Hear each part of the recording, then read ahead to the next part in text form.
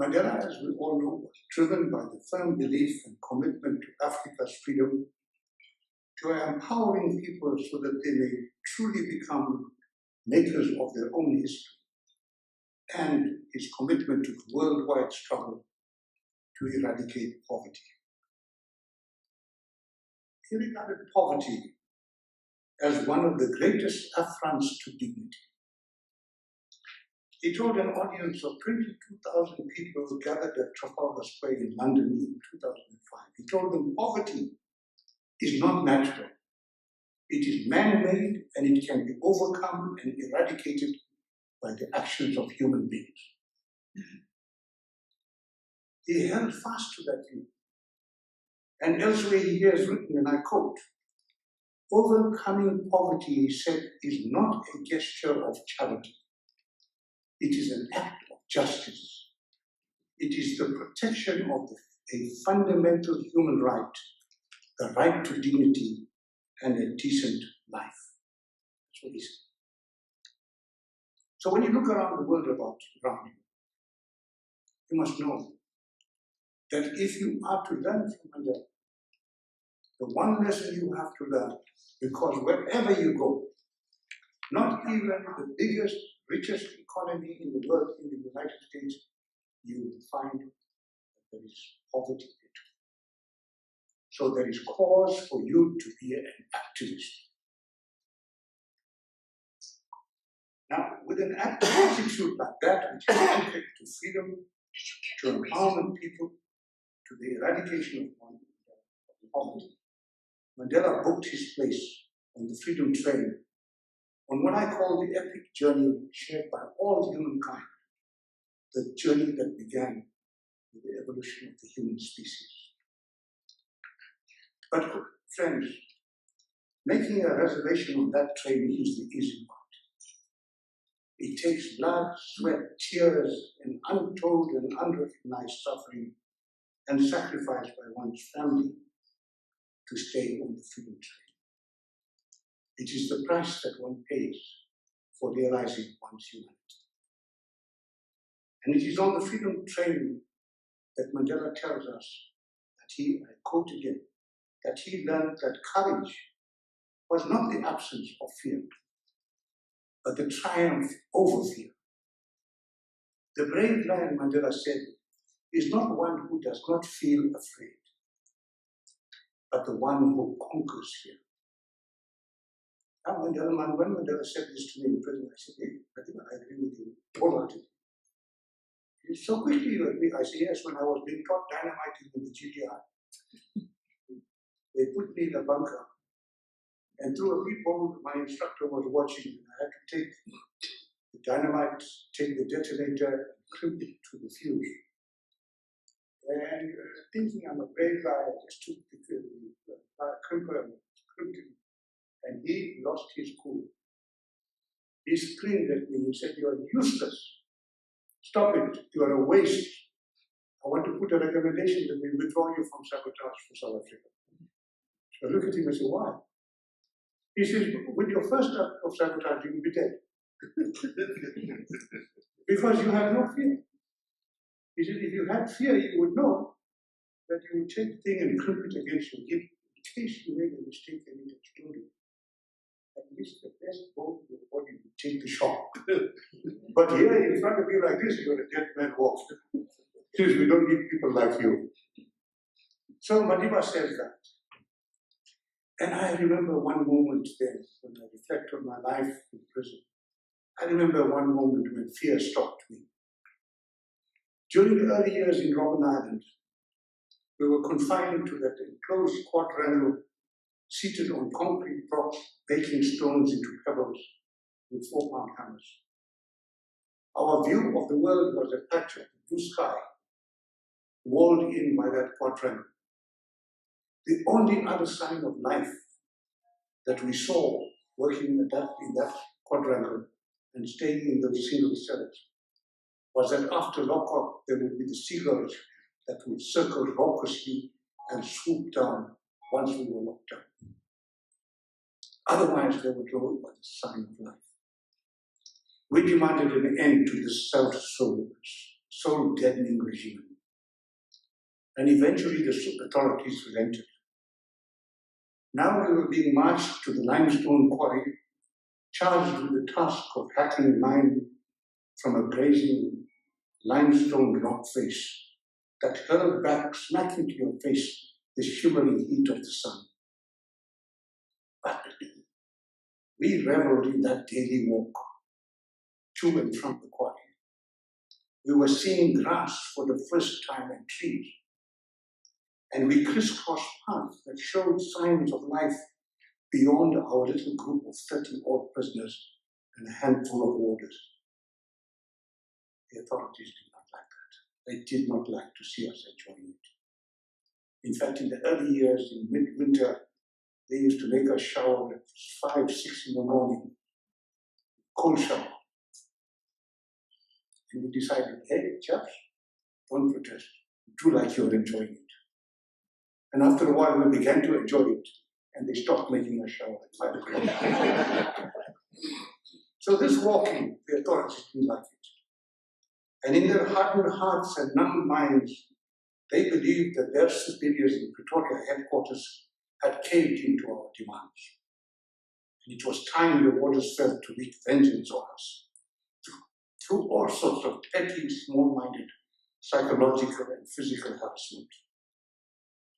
In their book, nothing for us was supposed to be for free.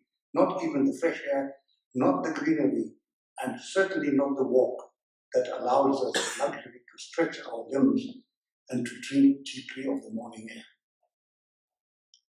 We walked 4 to a row with armed warders leading the way in front, while others patrolled on each side and brought up the rear of this miserably clothed column. The warders reverted to the time-worn habits. They were going to knock us into shape, into the routine that required all prisoners to walk in a crouch and at a trot. And so they began to shout at us and wave their batons and say, trap it. We ignored them. They grew menacing. Their shouts grew louder. They waved batons that cut sweat in the air, threatening to beat the hell out of us. The atmosphere grew heavy with tension. That's when I began to become afraid. And though the mind urged you to ignore their commands, your muscles grew taut, your stomach muscles threatened to go loose. You began to tremble, and imperceptibly your pace began to increase. Mandela was somewhere in the middle of the column, and I was on the outer edge, nearer to the waters. And a message came down amongst us in a whisper: walk slowly. When this message reached me, I thought to myself, how the hell does one control one's leg that seem to be developing a life of their own? I said to myself, it's easy for Madiba to tell us that he's very day in the middle of the group when the faces fly, don't fly on him. But something strange happened. Mandela unobtrusively worked his way from the middle to row by row until he got to the front row. And there, by sheer force of determination, he slowed down the pace of the entire column. And his example slowed us all down. Now, if you have seen films of Madiba, at the best of times, his walk is a very awkward walk. But that day, he qualified for the slowest walk to the quarry. This was a different kind of pace setter from the athletics, by the way, you fantastic athletes here in Namibia. This was a different kind of pace setter, slowing us down. The ones kept screaming, but they were powerless, because we were saying nothing. We were just walking slowly and more slowly. Our legs lost their autonomy. Our muscles became steady. Our minds took control. And that day I learned that you can never be robbed of your dignity without your consent or your complicity. And complicity, friends, it can creep on you, seductively envelop you the way the warmth of the winter sun seeps into your bones. Hence I know the passion that lies behind the unpretentious and simple statement that Mandela makes in his autobiography when he writes, and I quote, "Prison and the authorities conspire to rob each man of his dignity. In and of itself, that assured me," he writes, "that I would survive. For any man or institution that tries to rob me of my dignity will lose," he writes, "because I will not part with it at any price or under any pretense." Those quotes. Reflect on those words. They can strip you naked. They can beat you up. They can torture you. They can administer electric shocks without your complicity. But to rob you of your dignity, you have to cooperate. And the verse says, from the day he walked into prison, he knew he's going to come out intact, because he said, nobody can rob me of my dignity without my permission. And I therefore confess to a special pride I have that one's right to dignity appears prominently in the supreme law of my country, the Constitution of the Republic of South Africa. For so many of us, our Bill of Rights in that Constitution throbs with a vibrancy and a meaning that transcends the cold print in which it is written. And if I may say something in this regard, I know you guys are hungry, but I don't get a chance to hold people victim, you know. So if I may share with you something more. When we negotiated the Constitution at CODESA, there were 26 parties self-appointed. Most of them grew up and came to birth under apartheid. When we wrote that Constitution and the draft Bill of Rights in the interim Constitution, after the preamble on equality, the first right that we mentioned was the right to life. The second right is the right to human dignity. To reason. How can you have dignity if you're not alive? But when the Constitutional Assembly of the elected representatives,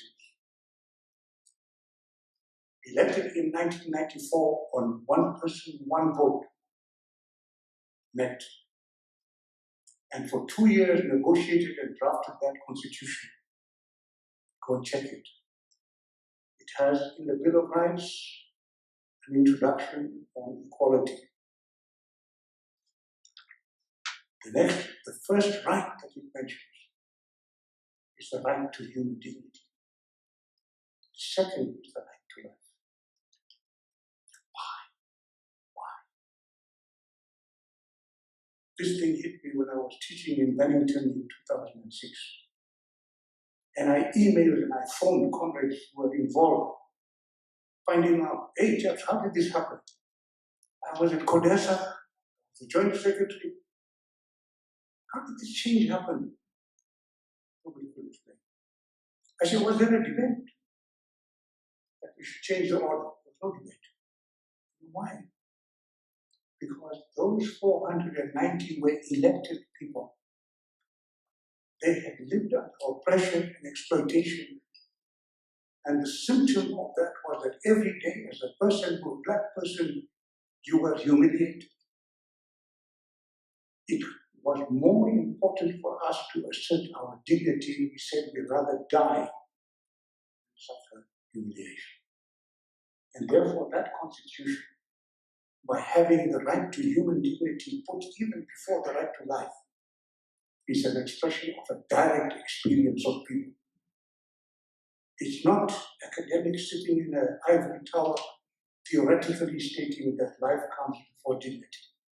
It's people who are experiencing this, put their experience into that constitution. And so, when we adopted that constitution, when I went through that experience of walking in that column, that was a moment when I experienced that power comes from acting together in a place where the air reeked of brutality. That day I came to realize that to stumble, to falter, to weaken is not unusual. And it is that when one acts together in the freedom journey, one regains one's composure and overcomes those moments of weakness through the strength of your colleagues around you, which is a supremely human and humanizing experience. It is time that we acknowledge that there is nothing wrong with faltering and making a mistake.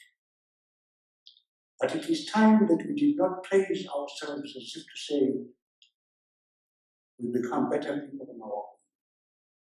We only become better people by what our colleagues around us do. That is what makes us